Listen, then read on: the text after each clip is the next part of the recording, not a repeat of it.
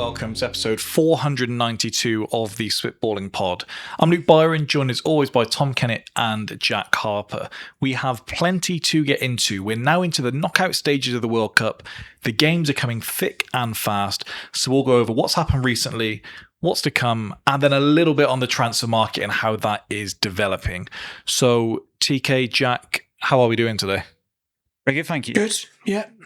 The football is on, so if there is any particular flash on, I guess, my face in particular, or just my glasses, then that's the reasoning.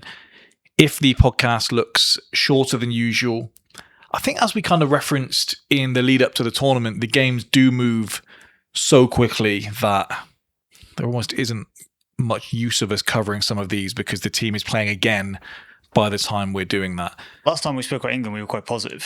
So we've had 2 games since then. Changed a little bit. And Speak for yourselves. We'll come on to it. has your opinion on Madueke changed over those 2 games? Nope. Okay. All right. I was going to cut you off. I had a little bit come in there. On top of that, I will be recording a little bit later a second Director of Football podcast with TK. So that will just be on YouTube. But if all goes to plan, if TK doesn't say anything obscene during the episode, if nothing develops over the next couple of days, then yeah, that'll be out Wednesday first thing. So keep an eye on it there for us to get into. So Brazil are playing currently. England played on Saturday night. Probably won't do much on the Brazil game unless something crazy happens here. The rest will be a bit of a mishmash. But TK, we were out for the game on Saturday. Do you think, for future reference, going out 5 hours before kickoff is a good idea for all games of football, maybe? It was fun. Yeah.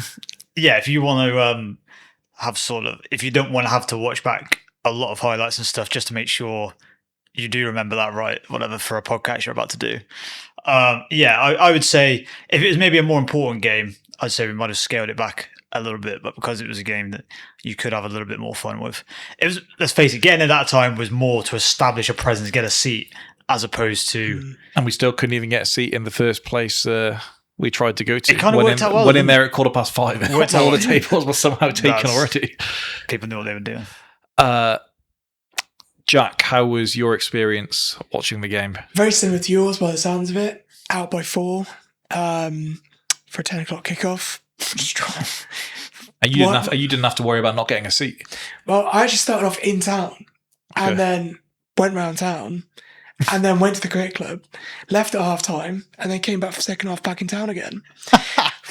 Don't ask. Don't ask. The beers were in control at that point. Yeah. I went out for some food on my way back with Keenan. I had already had a McDonald's on my way out, so not a great look, but as I've established now is just tradition for these games. 3 double cheeseburgers and a large fries is a great foundation for sitting some pints on top of. But a double quarter pounder with cheese and a double fillet of fish for the way back. But as I was walking there, I saw it was going to be a while for the bus, heard some tunes coming out of Yates's and thought, I'll dip in there for a little bit. The queue outside, not sure if it was with you, at some point during Saturday night I was ID'd going in somewhere. I distinctly remembered that yesterday, and I thought, remember when I worked at a supermarket, if your boss had brought up that maybe there would be someone that's checking this, or you'd been told off for not IDing properly before, you just ID'd everyone. And so I didn't take it as a compliment. I just thought, surely everyone is getting ID'd at this point, because I think we went into lounge at one point and somebody made a stupid comment about getting ID'd, and as a result got ID'd. So if that was you, I was in ahead of people at that point. Otherwise, if I was standing behind someone, I'm definitely getting ID'd after that, but I was already in by that point. Yeah. You learned something new. Yeah. You learned something new about my evening. I turned around and goes, he's not getting ID'd. And maybe it's you then. But as I was queuing up, I saw a bloke get dashed down the steps by the bouncers, which I think if sober, I would have appreciated just how much damage that would cause. With the way the evening had gone, I was so entertained by it. The slap, I bet, as he hit the floor. I just hope he deserved it. Oh, yeah. Because Yeah. I think a lot of the times, from what I gather, bouncers can put hands on you even if you don't deserve it. It's a rare case of when someone explains how their night's gone and they say, and this guy just started on me out of nowhere. When it's a bouncer, I do think, okay, there is a chance that that was how that went.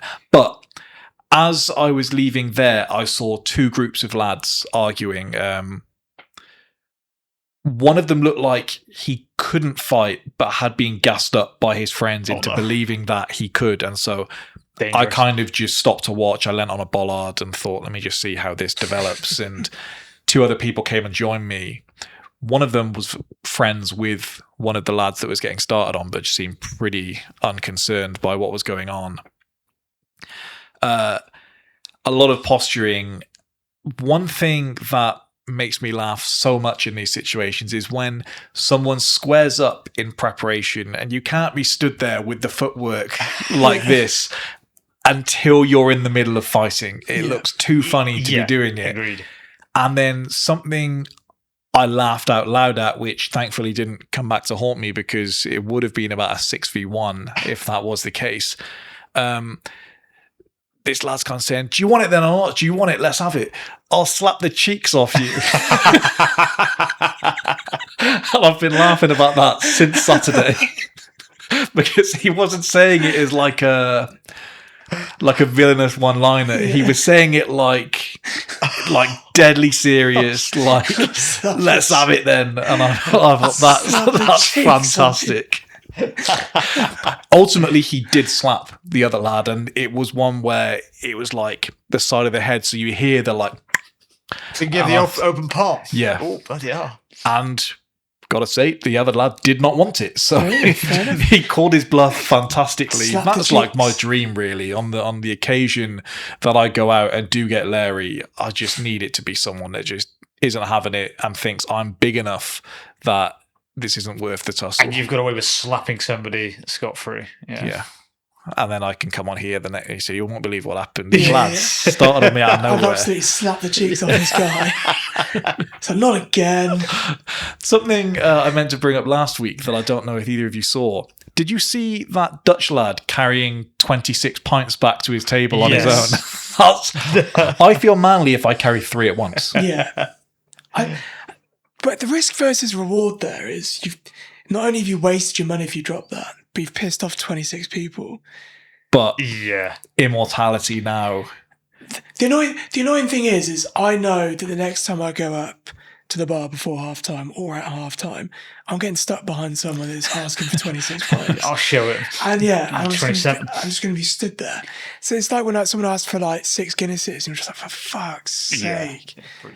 I saw a video, and I hope it's all as legit as it appears to be, that the duck in the Mexico shirt wandered into some Argentinians and came out wearing a Messi shirt, which if I hadn't been aware of that, the lad carrying 26 pints would be my story of the World Cup. But a duck wearing home and away kits of 2 different teams is too good to ignore. Yeah, I hope that's real. I went out with no hangover then at that point to watch the new Jackass film yesterday. So that's a hell of a way. I mean, woke up about 1:45, had the cinema booked for 1:10, quick shower, walk across, meal deal on the way. Worked out nicely for the start of my day, and I was quite negative going in. It was like, there's not that much new stuff, I gather. What's the point? It's just a cash grab. And it was actually quite nice. It was some unseen footage. So they start out with the conception of Jackass, which is Johnny Knoxville wanted to be a kind of journalist, documentarian, and pitched this idea to a load of like lads magazines at the time that he would test like self-care equipment on himself to see if it really works. And the first thing he does is he gets this cheap bulletproof vest, 3 porno mags, puts them next to his chest, takes a handgun and shoots himself in the chest from point blank range.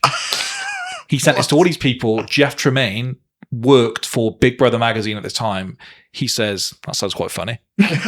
They go to this like place in the desert, they film it, and it's so different to everything you see now because the lads behind the camera are like shit scared saying, I don't think we should do this. Get on with it. Hurry up, hurry up. It's like the last bullet in the chamber. And so you have the drama and Knox goes like, oh my God, I'm so scared. This is so terrifying. And then they do it and they leg it to the car to get out of there quickly. And then they're just giddy and just cracking up. They say, let's get back to the hotel so we can watch this on the big screen.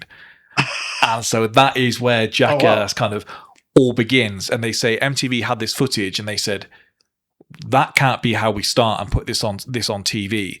So they have these several parts of footage that they say MTV just wouldn't share before. One of them is him getting in a cardboard box, wrapped in a load of pillows and getting pushed down the stairs because they said it was too replicable that kids would just do it. And so they push him down these stone steps. He like does something to 2 discs in his back and all of this.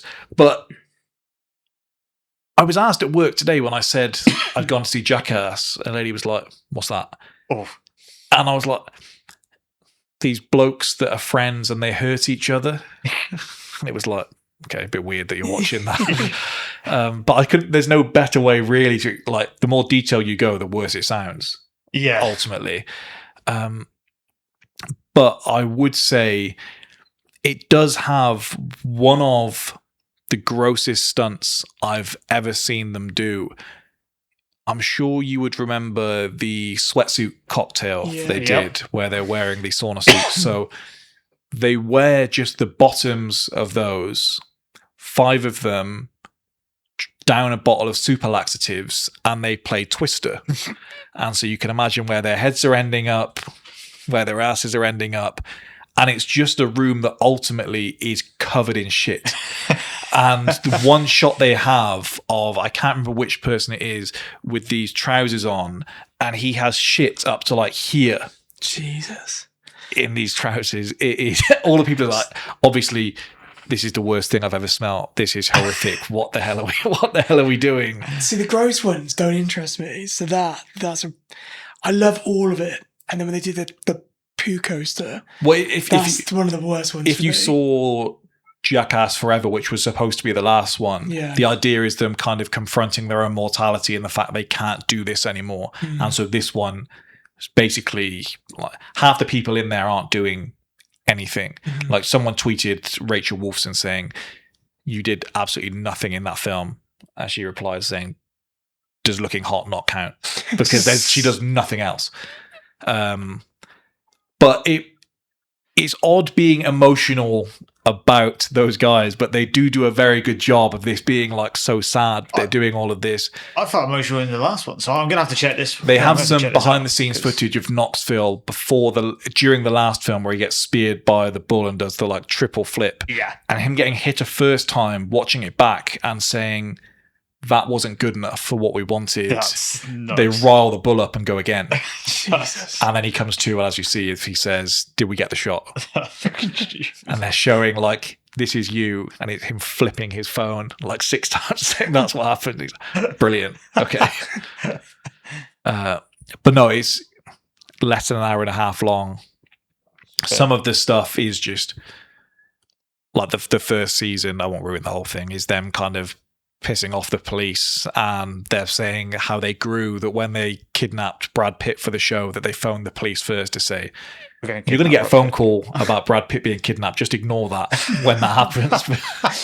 Because the first time when he goes into like a hardware store in a jumpsuit and handcuffs and says, I'm looking for a saw, and people obviously phone the police saying, we got an inmate here. And the police are like, why the fuck would you do that? He's like, well, we thought it'd be funny.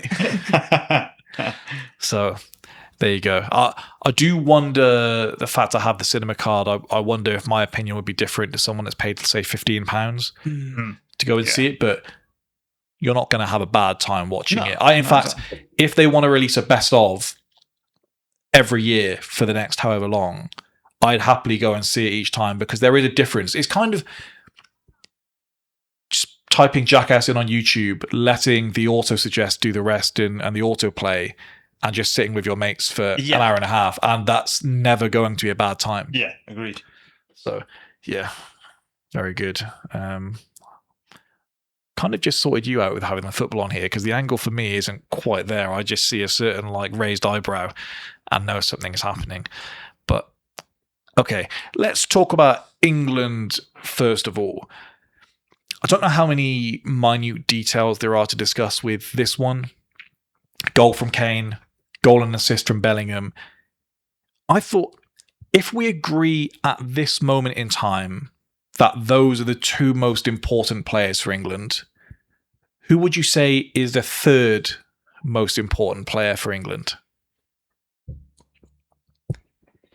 I'd probably have to say he's not currently, but it would be Xhaka. We need that wing play to kind of heat up a little bit, to take the pressure off Kane and Bellingham doing bits in the middle.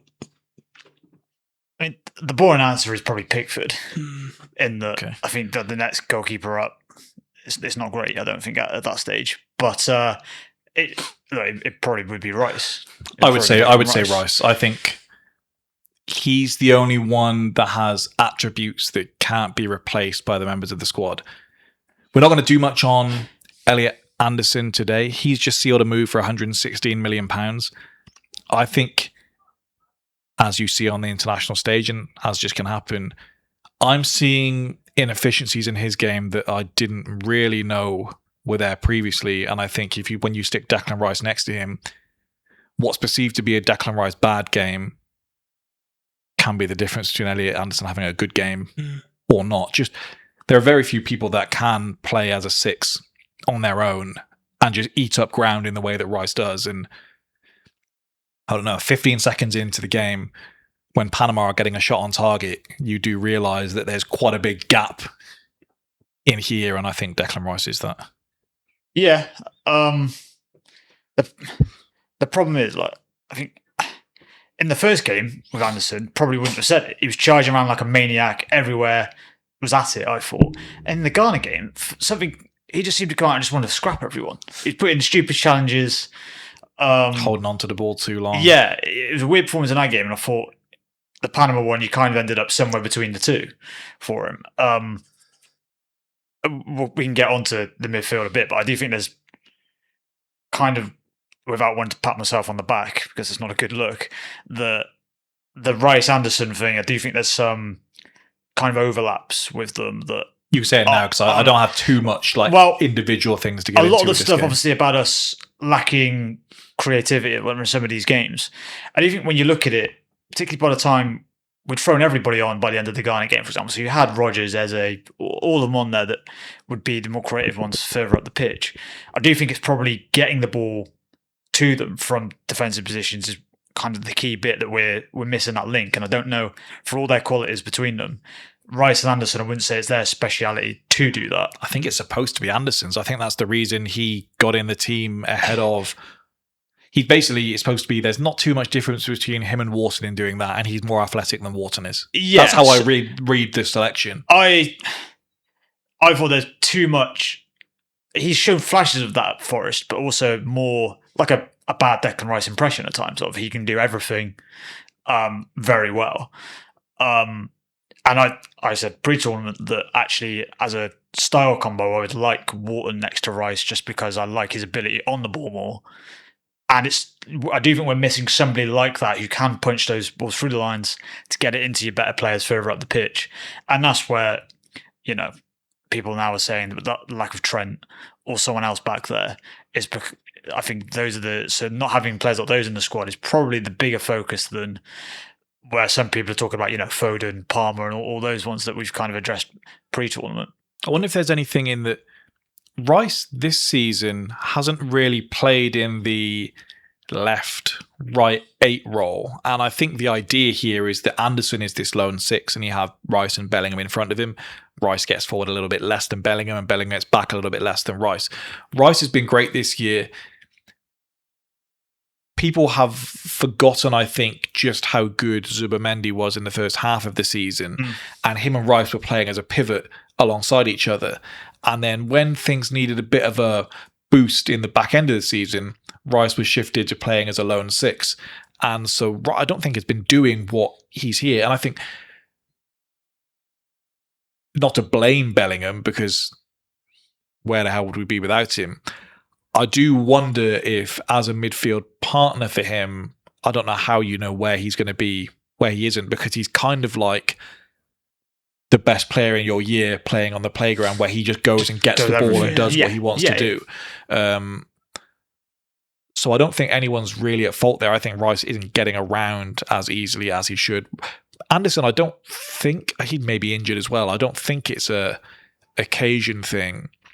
But he doesn't seem to be, he seems to be trying to do a little bit more than I would need him to. And also, I think it's probably part of it. I thought he would just kind of sweep like this, and he seems to instead be trying to just make up for something that I'm not sure he needs to make up for. It could be something as simple as he has a bad touch to start the game, and he's just chasing that then for the rest of the game.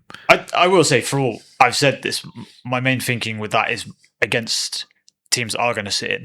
But after, if we can get through Congo, we probably shouldn't have another team that we face like that. And at that point, you look at the midfields we could be up against, and you're going to want Rice and Anderson both in there, both at it. So that kind of the payoff should come later in the tournament, where technically we may not be as good as some of those midfielders, but physically we should absolutely steamroll them. So I think this was the point that I've been making. I've been saying to anyone that will listen, which isn't many people, but hey, I've got a platform here and I'm going to use it.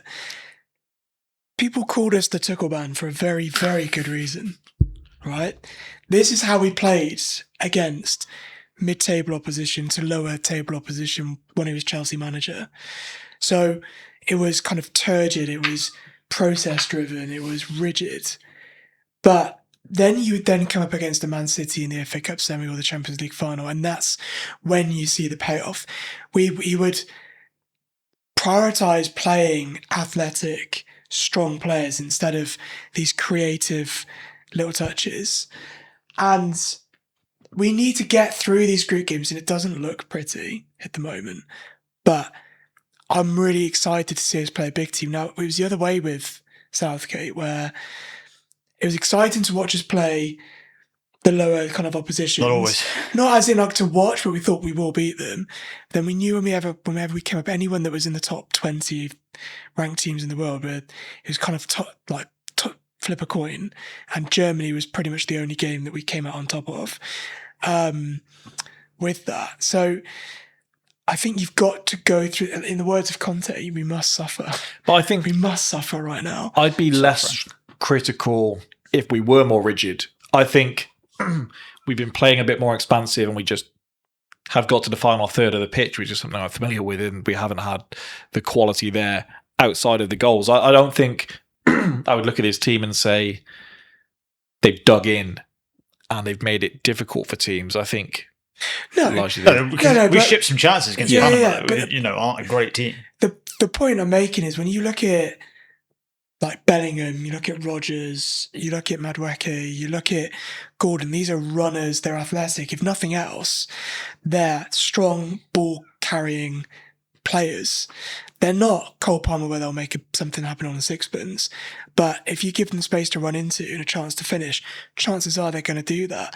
A lot of those chances have been few and far between because Croatia believed they could beat us, or thought they could, came out and tried to do it, and we slapped them about a bit. We played two teams that had absolutely no interest in trying to beat us, other than to just stop us from scoring.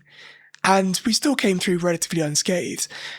We've conceded 2 goals in the whole tournament. I think we're the top for ball retention. We're third behind Spain and someone else for possession in games.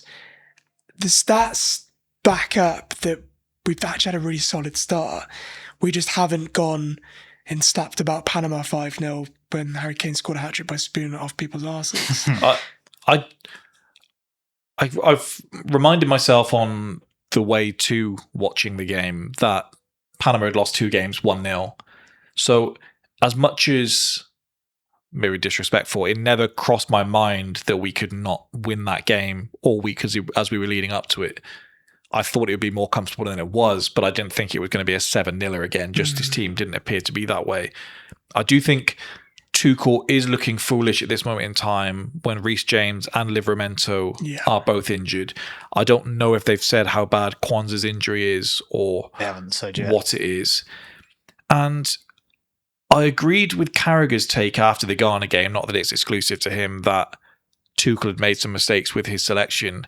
I didn't agree with Carragher's take that the mistakes were not bringing Cole Palmer, for example. I don't see how you watch that Ghana game and say, what we need in there is more between the lines, half space, inside forwards, because we got Rodgers and Eze on the pitch and there was no room for either of those. So I don't know what you've seen of Cole Palmer this season that suggests suddenly he's wriggly enough for that. I do think...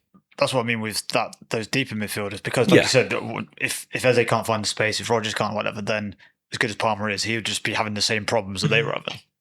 I do think, whatever reason, when you look at what we're now left with in the fullback positions, just to leave someone like Trent out, and maybe he's a difficult personality to manage, I don't know, but Ancelotti saved himself a lot of hassle by bringing Neymar to the tournament and worrying about it when he got there, having a very frank conversation before, you're not my number one guy at the moment, but if something happens, then I'll trust you to play.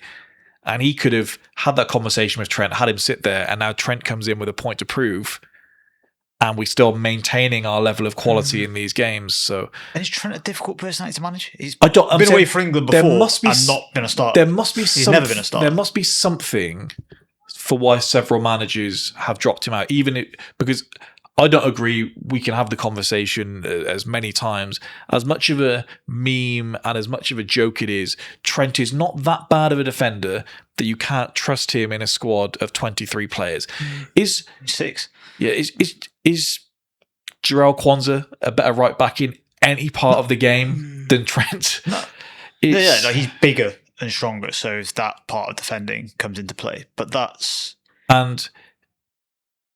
is there more of a difference between Trent and Kwanzaa at right back or Kwanzaa and Chalobah at centre back? Because you've arguably maintained at best or downgraded one position for no other reason than because I think he would come out and tell us, I tried to call Trent up, he didn't answer the call. That would be the easiest way of getting rid of the questions about him, making yourself look a bit better. Making it about him, yeah. I think even if you looked... We'd be curious to know how far down the list you'd have to go. We're getting I think we're pretty much there. Championship right backs over I Trent. even think Ghana's played right back for large parts of this season, and you can have an extra midfielder in there, you can have probably a better fullback in there. There's other things you could have done, and so what now? The fate of the country is on Jed Spence's shoulders. So and Nico O'Reilly, who's struggled, I would say, more than maybe any other England player in the tournament so far, but now saying, well, you better play all the games because we ran out the other fullbacks in the other positions. He now has to play every game at left back. Hasn't looked, like you said, brilliant. Isn't necessarily an out-and-out left back, and he's young. And then Jed Spence on the other side. And the problem with this for Tuchel is this is one of the things that most of us highlight coming in. So it's not, be an expert after the event or backseat drivers. It brought up this stuff. And two of the big question marks that have been in the squad would have been Jarrell Kwanzaa and Dan Burn, both from a quality point of view, but also they are probably the advert for every time in a tournament you go, we're going to bring this guy because he can play two positions. But do you want Jarrell Kwanzaa playing right back? No. Do you want Dan Burn playing left back? No, I don't really want to play centre back. But if we are ever in a situation where they have to start, then we're in big trouble, aren't we? And I get the point you're making about Tuchel and as we go into the tournament, developing that. I'm partly of that thinking, but I'm partly thinking, are Jed Spence, Jarrell Kwanzaa, whoever else we're going to end up having to start, are they World Cup winning players? Questionable. And also, there is something just kind of, just wait till we play a good team. Feels a little like, we're just going to turn it on. It feels England of old. We've kind of done it a few times where we kind of convince ourselves what we saw just now will be different next time kind of thing. Maybe I worry less because I've seen I've seen it in action with Chelsea. I've seen us struggle against Crystal Palace in the week after play a Bielsa Leeds and just absolutely tear them apart because they don't know what defending is. I've seen the same Chelsea team with Havertz and Mount up front. And at the time, Havertz wasn't doing the business. And I've seen that team look toothless one game and then beat... I'm saying if they're your worst, I'm just saying that's not Kwanzaa. I'm just saying then beat Southampton 6-0 away from home the following game. That's not the example. Yeah. I'm just saying that there's tuning in for some it depends on how much space there is. This team is geared up to play against teams that come out that's designed to be strong and then pick up the ball on the half turn, on the halfway, like we saw against Croatia, and just have a bit too much for them. When we're playing a low block, Rashford isn't the guy I want to see picking up the ball just inside their half. Still rather see him doing it than Gordon. Yeah. Jesus. But those are some players. I think Rashford's more suited because he gives you more of a threat from outside of the box. But I'm just saying, those are the players I want to see running in on goal, being played in by Harry Kane into space. So I'm not worried. I'm not as worried as everyone else seems to be. Not you guys, but majority. I'm a little worried. Yeah. I'm a little.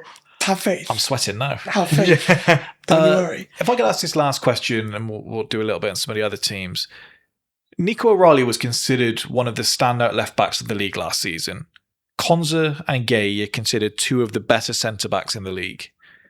Why do we look so vulnerable at the back? I think they're both in very good units, right? They had a Crystal Palace team that was a very good unit, then moved to Man City, which then improved, and you've got experience in around them.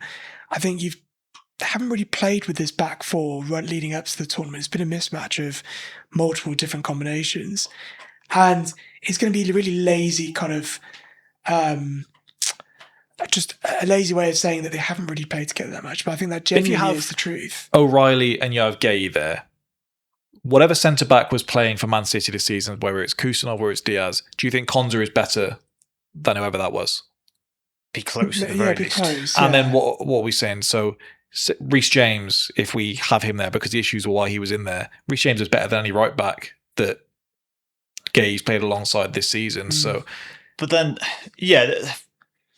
they haven't played much with each other. Now, I know Gay and O'Reilly, you can say, should be able to take something from club level, but they haven't, to what Jack said. We did start the tournament thinking John Stones would be starting. He obviously starts the first game, and then I don't know what Thomas Tuchel has seen from John Stones that he had to have him in this squad no matter what. And then after one game, he's gone, I don't know if I will start you, actually. I don't know. Again, I'm going to labour the point a bit. He just stopped watching football midway through the season. I'm convinced of it. Because some of the selections don't make sense any other way. And he's turned up with John Stones and gone, maybe you can't do it anymore. Because he's played, 9 games this season? It's like the idea was he picked the people that had been to the most camps with him. But at a certain point, new players couldn't overtake those players from before. So they were never going to shift. Exactly. They've been too easy to get at, so then you've got to play some of that on the midfield as well for not giving enough protection in front of it. Rice hasn't looked 100% fit. I think that's part of it when he's played. When you take him out, you've got a bigger problem. So it's kind of, you can't just blame the back four, because I think the times they've ended up stretched, and then any back four would have ended up in trouble. But then they've also made individual mistakes in there. O'Reilly was shaky to begin with. Stones in that first game was more of what I mean. Individual errors came in. Less organisationally is my issue, but more these are kind of big, strong players that aren't looking like big, strong players in the way they're attacking the ball, in the way they're moving with the ball, or even the way they're closing people down, getting tight to their man. It's the salt in the wound with the Trent thing, because then you kind of, every time you see a mistake or whatever, you're like, well, is he so bad defensively that he's like miles worse than that? Is he? Well, I've seen during Tuchel's time as England manager, I must have seen 5 or 6 clips that England kind of voluntarily put out of him just battering Jed Spence on the touchline. But there's a weird, there's a weird thing with that. Like ITV and others have really honed in on it. It's mainly, apart from anything, that's just kind of standard football management stuff. There's one where he was shouting at me in the training. So. Shock horror. Whether it's manager shouts at player in training, whether it's he just needs to be kind of switched on, charged up, or something the whole time, because something he's offering that I guess the others aren't is a little bit of pump and aggression that I'm not quite seeing from the others. And Konzo, I thought maybe could set the tone a bit more there. Yeah, possibly. But we'll see. When maybe they've got someone that pre-game they're looking, this is my man. I know what I'm getting coming up to you. Playing against Wisser at the weekend, they've all played against him previously, so maybe we'll see if there's a difference in there.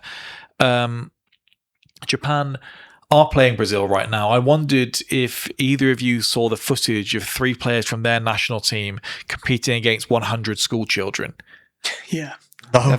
You need to see, because there's a pan in this game where they've beaten the row of players and they pan to the goal and there's 20 school kids lined up in the goal, all in keepers' uniforms. It's really good, and it's more difficult than you would imagine. How old are the kids? I would say, what do you reckon, like 7, 8? Yeah, they're young. Right. So they're doing you the agree just to that, and then it's chasing like the ball. year 11. Yeah. They're obviously just trying to shift it from side to side, and when they're close, they don't want to leather it at these kids in goal. But it's fun watching it happen. I was waiting for them to absolutely just pummel it. I mean, look, you see there's 20 kids in the goal around. I'm just going to do it as hard as I can. Try and pick out the weediest one. It's very fun. So if people don't get anything else out of this podcast, they've got a new thing to say when they get into a scrap and something to Google here and watch back. I'm not sure I hate a team at this World Cup more than Canada right now. Yeah. Jesse Marsh will do that to you. It's the games I've sat through of theirs. Yeah. They're unbearable. I don't know how they're here. This is what people have tried to tell me Arsenal have played like all season. I've watched those games. I want to tell you. They're not like this. You don't like it when you've had the mirror turned round. That's not a mirror. There's a lot more quality in ours. Canada don't even so much look like they are defending well as there's just something in the air. The other team. Yeah. Witch Doctor's been on his tricks again. Yeah. I've no idea how they've made it this far. We're going to see at least one more game of them. All rooting for Bosnia at the weekend, I assume, to beat America. Yeah. If you're looking at this week of fixtures, and I say this as Brazil and Japan are drawing and saying, I don't see too many upsets here. I'm not too sure what's going to happen. As soon as Saturday, we could be seeing France against Germany. Okay. Yeah, that's nice. So things are going to heat up very quickly. And if you are someone that is planning to stay up across this week, I think you can have a minimum of about 5 hours sleep if you get up around 7 o'clock each day. So that's my plan. We'll see how I am come the end of the week. Once you've got past this weekend, past the England game, I think the latest Friendly kickoff is 9 or 10 p.m. So we'll see what happens from there. Would you say you've enjoyed the 48-team experience now that we've come to the end of the group stage? Not really. I think that there's teams in there that just have no business being there, and it's not fun for us to watch it. Saying that, Cape Verde doing their thing, pretty cool. Cape Verde would have qualified if it was 32. Well, there we go then. I mean, teams like Scotland's, for example, what the hell are they doing there? They came here, stank the place out, made some friends and fucked off. Have you found the punditry around them a bit strange? This idea that they've massively underdelivered when they beat Haiti, they lost to Morocco and Brazil. That feels I think that's part of what I would expect. I think it's part of the course, but is it the manner of it? Yes. That's it. I mean, their games are hideous. And you've got when you've got a good fan base like they do, the problem is if you have a huge disparity with the quality of the team, that kind of brings its own weird pressure because, the fans are delivering. What the hell are you doing? Yeah. And they narrowly beat Haiti with a deflected goal. So, I think they have 4 shots on target across their games on this. And then you stretch it back to the previous tournament under Steve Clark. I think they've only scored I think it's 3 or 4 goals. So it's, the fans, I think, are probably well within their rights to go, look, we've got to play a certain way. I understand that. But there is a limit. And you're in a tournament where it's actually quite hard not to qualify by coming third. Yeah. And they haven't. So if they'd scored a couple more against Haiti, I think they'd have been okay. Well, all you do is try and be a bit more responsive in that game. Yeah. We know what the situation is with Morocco and Brazil. And they might have been looking at that Morocco game a bit differently in a different context. They did kind of the job against them. If they could have just nicked the goal, they'd almost done the job. But I just thought Japan had scored because I saw a fan jumping up and down. if you were on the big screen with 10 minutes left to go in an England game, say the game was tied or they're losing, is there any part of you that would be that excitable that you would do something down the camera? Particularly when the team's losing, it fries me when it happens. A lot more in American sports. Sports, when they'll have like a timeout, fourth quarter, game is on the line, and then next thing you know, they're throwing out t-shirts and someone's going like, on the screen. It's like, no, this is like life and death. What are you doing? Yeah, I think maybe not friends with, but the people that I would like to watch sports with, I think if you are one of those people that would be celebrating or jumping up and down, can be friends afterwards. Yeah, you can watch it on your own or with some other people. That's not how I want to do business. I think if I tell you, I have enjoyed the expanded against my bad judgment. Coming into it, I did think it's a bit of a farce, and I still think it is because it's not done for the reasons they're suggesting that they're bringing it to the world. They're doing it for money, obviously. Had it been more friendly at times, so if you had more, 4 games during the daytime over here, true. We had to get off work, I think we would have probably all been all over it and loving it. I think it would have been a bit of a home run. I think that's it. I think we've kind of dined out on having watchable World Cups, since Korea. That was probably the last unwatchable for timings only. Yeah. We've dined out with Germany, South Africa, Brazil, and then, Russia. So all very kind of like daytime games where we've got really into it. This is the one I felt most disconnected from, just because I'm waking up in the morning, checking the scores and thinking, fuck, why have I done that? I wanted to watch the highlights. What have I done? And that's not the best way to enjoy football. But even if you manage to avoid the result and see the highlights, it's still not quite the same thing. No, it's not the same experience. Exactly. You're missing out on these, like the Turkey-USA game. That's something we all would have watched if it was on at a time where we could actually watch it. And we've missed some absolute history there. My issue is just the lack of jeopardy. Anything that increases the jeopardy in these games, I'll do that. So if I can just go back to any situation where the top 2 teams go through in the group, and other than that, you're out. That's what I'm in favour of. The issue you've got is because, and it's been documented now, that because of the number, obviously, then you have to have this silly thing with the third places. And so the only real way to counteract that is to expand it further. And I think at that point, it would be getting ridiculous to get to the 64 that they're talking about. So I would happily go back to the 32, but I have enjoyed the 48. I guess it's kind of like I did enjoy the Winter World Cup. I don't necessarily want it every time. Yeah. It was good fun. We win the league that year. If that doesn't happen, Gabriel Jesus' knee stays intact, and maybe Arteta's sacked a couple of years down the line when things go badly before then. It's like a title winning manager, mate. Trust me. Gabriel Jesus. There's a Ballon d'Or in there if that doesn't It's happen. great what you can tell yourself, isn't it? Yeah. Okay. If I just give you the fixtures for the rest of the games, I'm not going to ask you for a prediction for each of these games, but if at the end of it, if you can each give me where you're looking for an upset in these ties. So skipping today's games, Tuesday, Ivory Coast, Norway, France, Sweden, Mexico, Ecuador. Wednesday, England, Congo, Belgium, Senegal, USA, Bosnia. Thursday, Spain, Austria, Portugal, Croatia, Switzerland, Algeria. And then Friday, Australia, Egypt, Argentina, Cape Verde, and Colombia versus Ghana. You're struggling, aren't you? Yeah, pretty much. Or are you struggling to see what you determine as an upset? I was double checking. So I did see that Senegal are the underdog against Belgium. Okay. And I would have said I think Senegal will beat Belgium. But they have looked pretty minging in this World Cup so far. Senegal. So Belgium. It's Trossard or bust for them. Yeah, exactly. And if you one thing with Senegal in the games where they've been able to open up space and trying to get either Jackson or Sarr in behind, whilst it's hit and miss, and it's normally the hit is Sarr and the miss is Jackson, they have been able to have some joy. I do wonder against this Belgium team, I think they probably could. Okay, if we can just 2 more things before we call it a day for this episode. A little bit of transfer talk. A rumour broke midweek that... No, I thought you were going to mention the Chelsea Don't one. side during my tee-up. Yeah. A rumour broke midweek that Arsenal had bid 55 million for Bruno Guimaraes.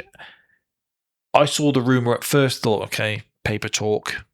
Arteta's been linked with him quite a few times. Nothing much more to it than that. And then I see the news that the bid has gone in. What do you make of this, TK? Felt like we were in a sort of 2023. Is that sort of time when you were really being linked with him? It's interesting, isn't it? On the face of it, you'd go, it feels like Newcastle are having to sell other players. Bruno G, you thought they'd probably be okay to keep hold of. When you looked at his age, you thought Cubs probably won't come in for him, probably won't produce the money that Newcastle would want for a player like him. So they're way more risk of Tonali, Livramento, some of those players. And Bruno G was probably the safe one. I imagine Newcastle fans probably felt the same. From an Arsenal perspective, I kind of do and don't get the sign-in.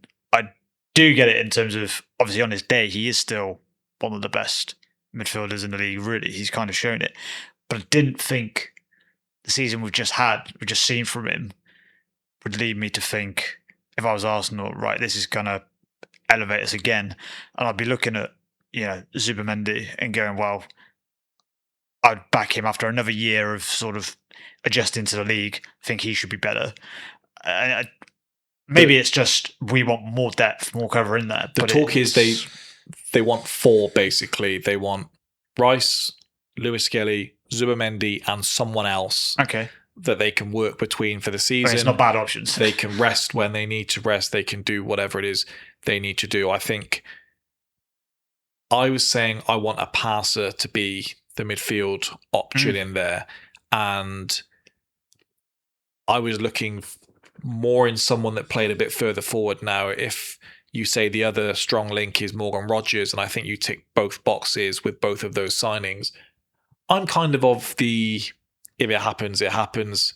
If it doesn't, it doesn't. It's not one that the Eze one, the second that was kind of dangled, was like, oh, this has to happen now. There's too many perfect things about this.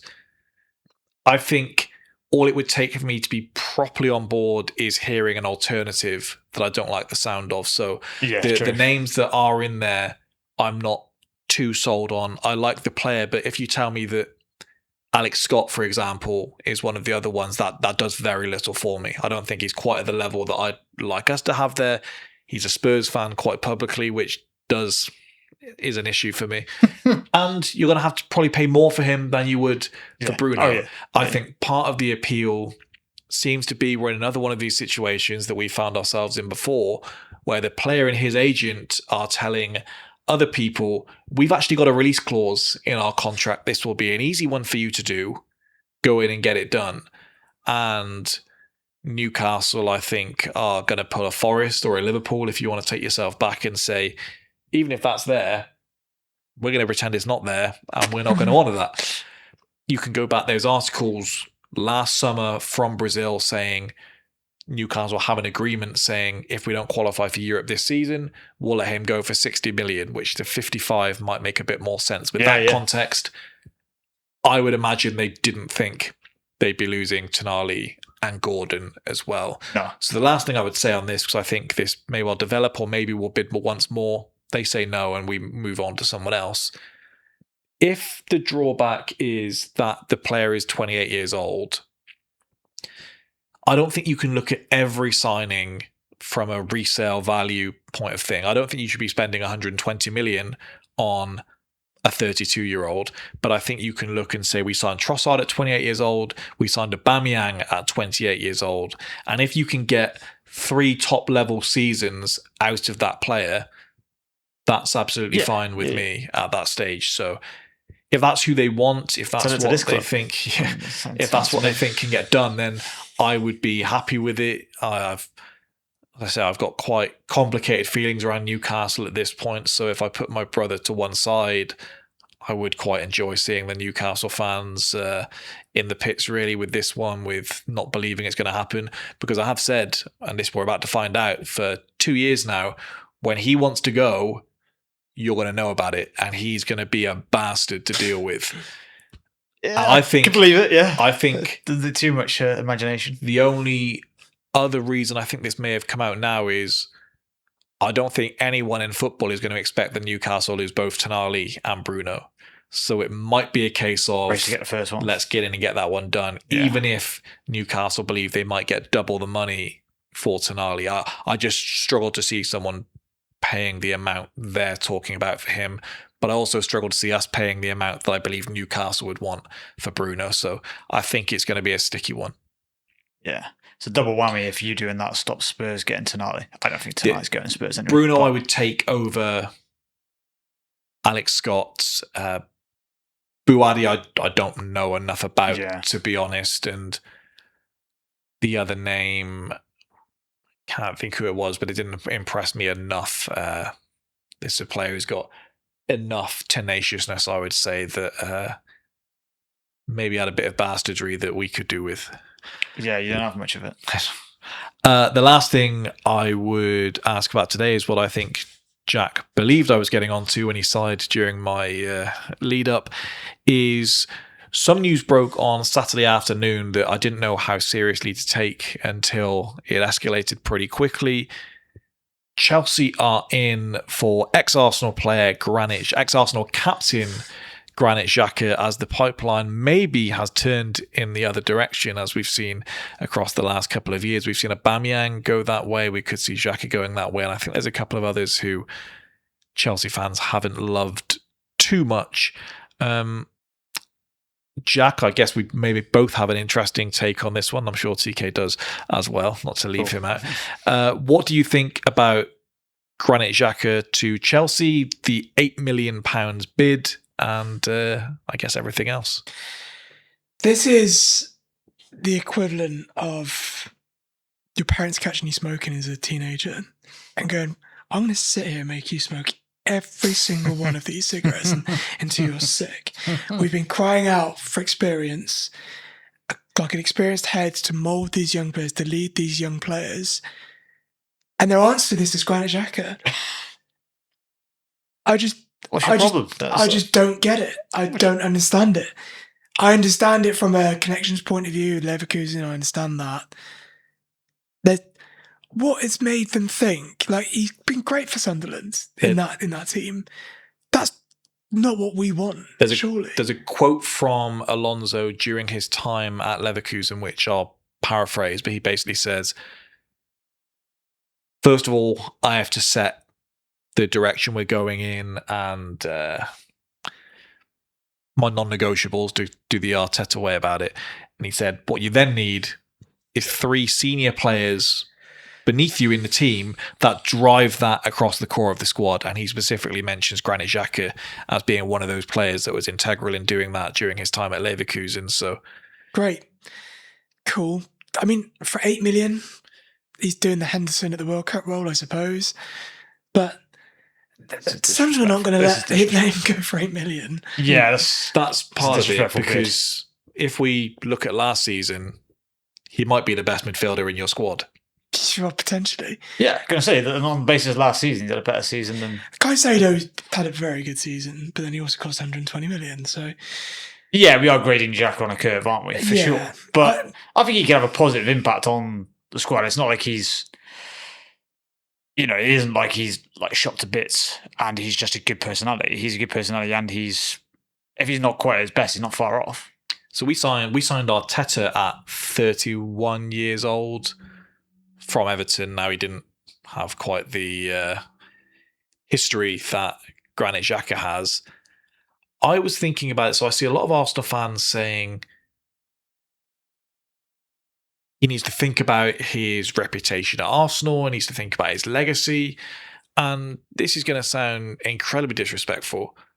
What legacy are we talking about? But it's not someone who has this history of being a fan favourite.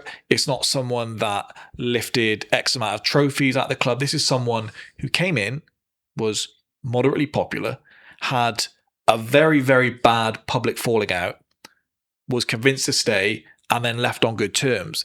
He didn't leave as a hero of the club. He gets an applause when he comes back to the game, but I didn't see 50 Granit Xhaka shirts in my section when I was at the game. I think if you're him and you're trying to explain this to yourself, his feelings around working with Alonso will probably be stronger than his feelings of Boy Martinelli. being upset. It's a shame I was looking, no disrespect, I was looking at you when when that went in. If we weren't filming, I'd probably pause to hear it, but we'll carry on. Yeah, I just think when he weighs it up, how big of a deal is it? Like how many times is he going to return to Arsenal? For me personally, it's not Fabregas going to Chelsea. It's not Ashley Cole going to Chelsea. It's that's a bit annoying because I don't want him to score against us, and I don't want to see him celebrating in a blue shirt. That's about as deep as it is for me. If it's not one where I'm saying, oh, he could have come back to us, and instead it's that. There's a clear reason for why you could do with him, and yeah. That makes sense as kind of Jorginho and Sarri, but at the time, Jorginho was kind of on the up, whereas we want to Jorginho coming to Arsenal then might be a fantastic comparison as to the two of these. Jorginho won the Champions League with you, had a legacy but wasn't loved at Chelsea, and he weighed up, do I want to play at a higher level and maybe risk burning some bridges at Chelsea, or do I go and join whoever else? And given that choice, I can't blame the player for going to play for a bigger team. Yeah, no, that's fair. I think he doesn't owe anyone anything. I find that your first foray from a Chelsea perspective into buying experiences, a 32, 33-year-old midfielder. If he was the only midfielder you signed, then for sure a big issue. If he's one of a number of players, I don't know if that number of players is coming. That's what I'm worried. I think this could be him, a left back, and I don't really see them spending. Do you not think there's else. a bit of an issue at Chelsea though? So when you look at teams previously, and United had to do this, we've certainly had to do this, is if you are set on rebuilding your team, then you accept we're not going to get the money back that we paid for these players. Chelsea's kind of sole way that they seem to want to be judged is how well they do in the transfer market. So they're looking and saying, we're not going to accept less than 75 million for Malo Gusto. Now, if you want to have a turnover and if you want to change the way you approach the game at right back, then you take whatever someone will pay for him, you get him out the door and you go again. And then once you're in a position of strength, then Arsenal are now supposedly saying, we're not going to accept less than 20 million for Gabriel Jesus. It's ridiculous, but we don't need to turn over 2-3 players in that position. So if Chelsea really want to reinvent their central midfield area, they can't be asking for 150 million for Enzo Fernandez. I think they're asking for that because they really don't want to sell him. I think So in that case, you just add, if you're just adding Xhaka to what you think is a good group, I guess that's fine. I guess.